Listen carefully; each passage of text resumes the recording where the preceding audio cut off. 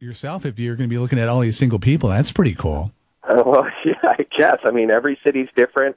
Every show is different. A lot of the problems are the same and the issues are the same. They come down to sort of confidence and communication, which we all have. But, Portland is a unique place. And so there's a unique dynamic that's going to be in the room there Wednesday night. And we're going to have 100 single men and 100 single women. And hopefully we'll get somewhere.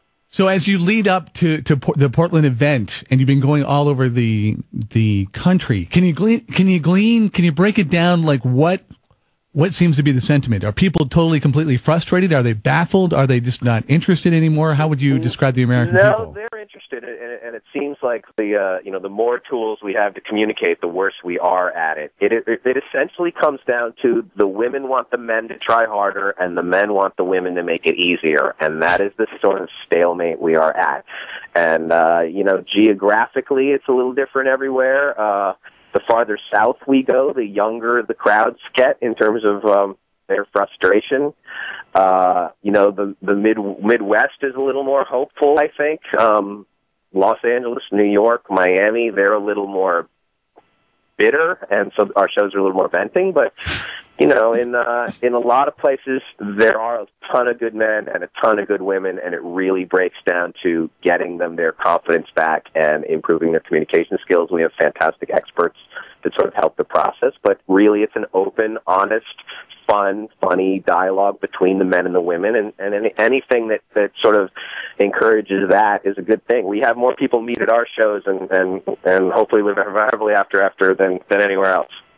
Well, how are you selecting the 100 men and 100 women? Is there some kind of filtration? They buy tickets to the show, and we limit it. We do it, accordingly. So we try to limit it so we have an even ratio, which we do. A lot of women are typically go to singles events where it's 6-to-1 women to men because the women tend to come together and the men come alone. But we don't have that issue. We have a lot of there's plenty of good single men in every city, and there's plenty in Portland. The last couple cities we've gone to, Denver, Seattle, we've had slightly more men, a few more men. So if the women are looking to meet some good guys, they should come to our show, and the guys never have a problem meeting good women at any of our shows either. So let's talk about the people out there that maybe haven't dated in a while. I look at my situation. I went through a separation about a year and a half ago, and it hasn't really it hasn't happened yet. And for somebody out there that maybe hasn't dated in a couple of years, how do you jumpstart? How do you get that skill set going again? Well, first of all, you got to understand that there's a lot of people just like you. At our shows, more than half of our crowd is divorced.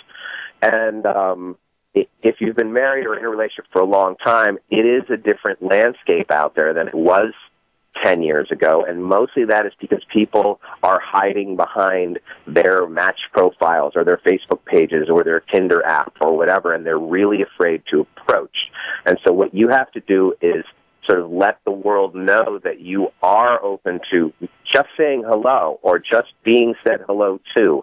And that has a lot to do with your confidence and recognizing opportunities that are around you every day.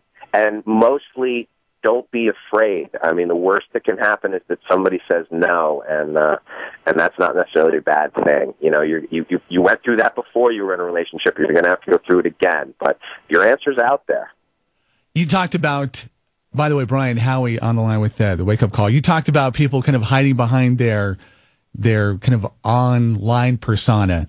What is your advice? I mean, people, I feel like, have this like new, improved, almost unobtainable, image of who they would love to be, and they kind of dress it up as much as they can, but that's not really them.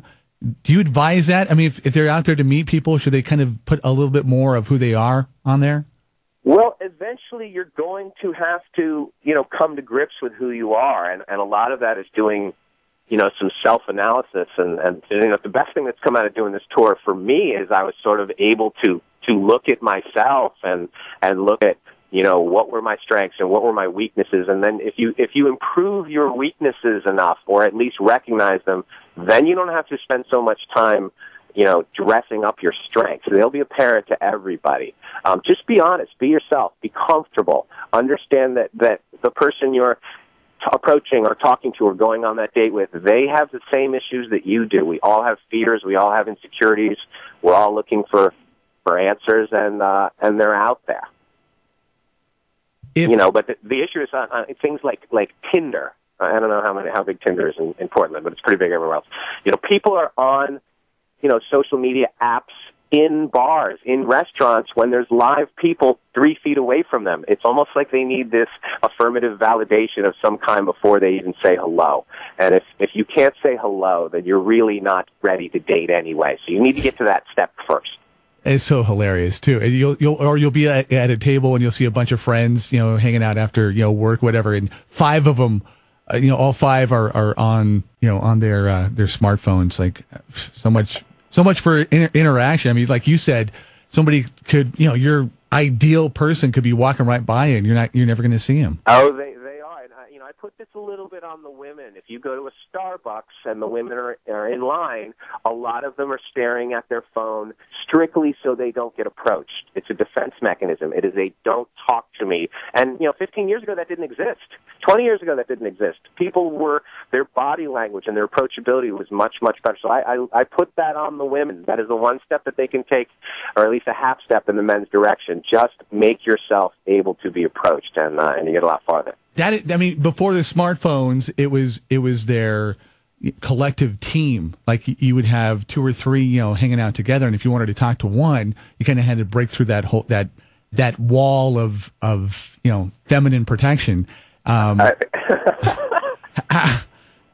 do you?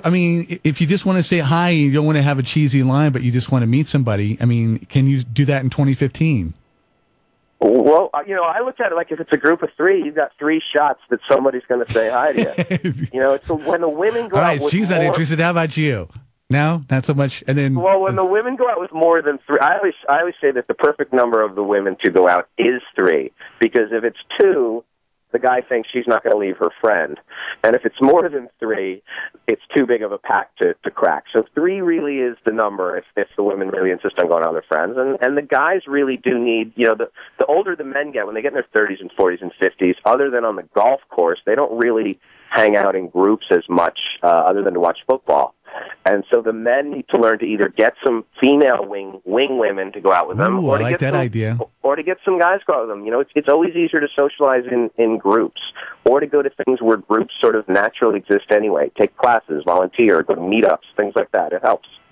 You've got the person who helped set us this interview up had some trusty kind of crafty questions to ask you, and one of them was how to date your boss. Do you suggest people date coworkers?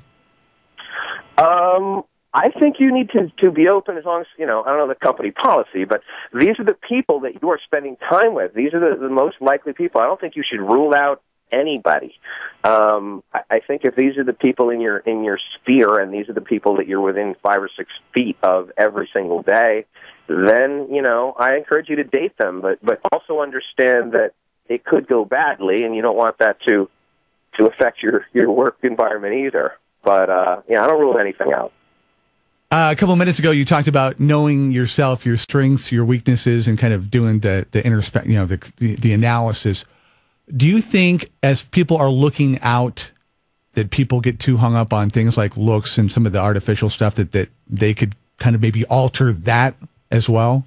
Well, I think, everybody can do a little bit to improve their self-appearance and whatever. A lot of people have sort of lost their confidence, and they've taken themselves out of the game and have stopped trying or whatever. Your appearance a little bit is your business card, and so you need to do what you can to at least feel confident about that. It still is the initial attraction.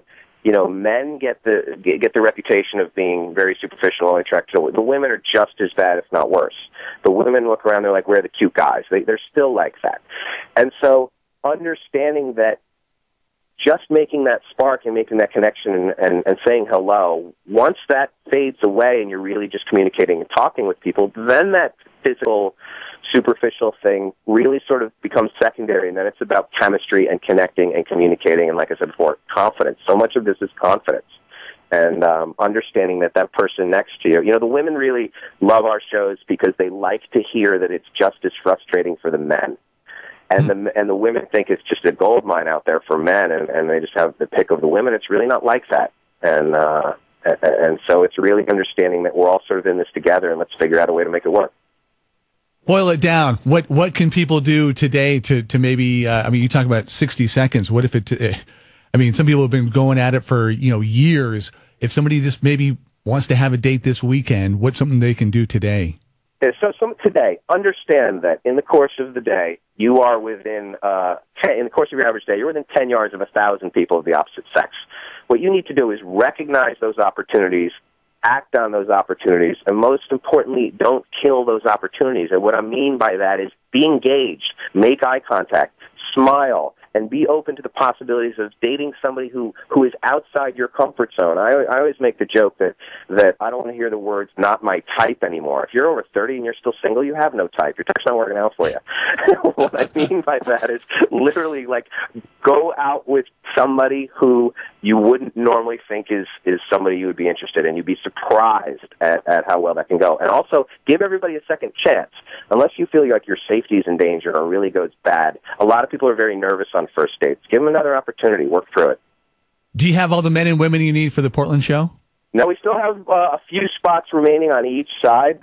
People can get tickets at greatlovedebate.com or at loveportland.eventbrite.com, either one. We're going to have a full house. We have a really fun after party afterwards. It's a really unique, fun, lively, interactive event, and people should come out Wednesday night. It's going to be a great show. I would think this would be interesting for people that aren't able to make it to see the minutes of the meeting. You know what I mean? You would be surprised. Yeah, I know. Do you have anything like that after a show to kind of show the findings for people that we post a little bit of video? We're putting a book together, and we're doing a lot of sort of follow up on this stuff. But the things that go on in the room are sort of unique and fun and funny. And like I said, everything is different. If you really want to get a feel for the dating climate in Portland and in 2015 and America in general.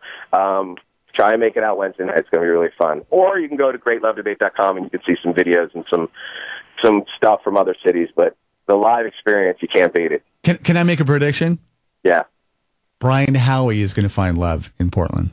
Oh, well, that's very I think you're going to find. I think you've been waiting. You're going through Denver and all these other great communities. But 68 cities. Is this the magic one? I think this is it. We got some interesting animals up there. I'll hold you to it. Yeah. Hey, Brian, thank you for the time. Good luck on Wednesday. Appreciate it. You guys are awesome. Thanks. Brian Howie, again, it's happening at the Imago Theater on 8th in downtown Portland. The state of the date. Why is everyone still single? Maybe after that, come Thursday, you won't be. 8:42, it's 11:20, Kpnw. It's the latest wake-up call market news. This is the Kpnw.